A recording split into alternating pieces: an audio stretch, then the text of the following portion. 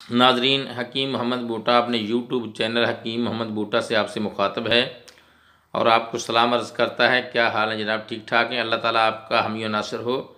آج انشاءاللہ عز و جل کینسر سے احتیاطی تدابیر آپ کو بتاؤں گا کہ کینسر سے کیسے بچا جا سکتا ہے۔ ان پہ آپ عمل کریں گے تو انشاءاللہ عز و جل آپ کو کینسر کی بیماری نہیں لگے گی۔ اس کے لیے کرنا کیا ہے؟ پسا ہوا کالا زیرہ 3 گرام دن میں 3 مرتبہ پانی سے استعمال فرمائیں، اس سے بھی انشاءاللہ عز و جل کینسر سے حفاظت رہے گی۔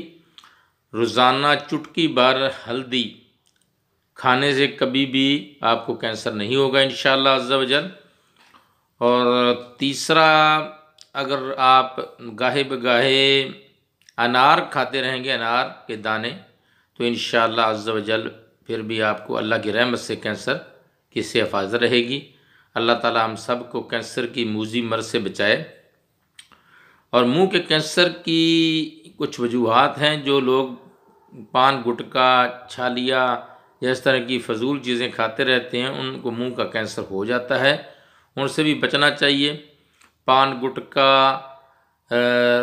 اور اس کے متعلقہ جتنی بھی سگریٹ، تمباکو، میٹھی چیزیں، چھالیا، جتنی بھی چیزیں ہیں یہ سب نقصان دہ ہیں، منہ کے کینسر کا سبب بن سکتی ہیں۔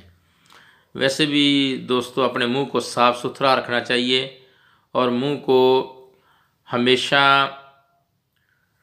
اس کی حفاظت کرنی چاہیے۔ اللہ تعالیٰ آپ کا حامی و ناصر ہو۔ ملتے ہیں نئی ویڈیو کے ساتھ۔ السلام علیکم۔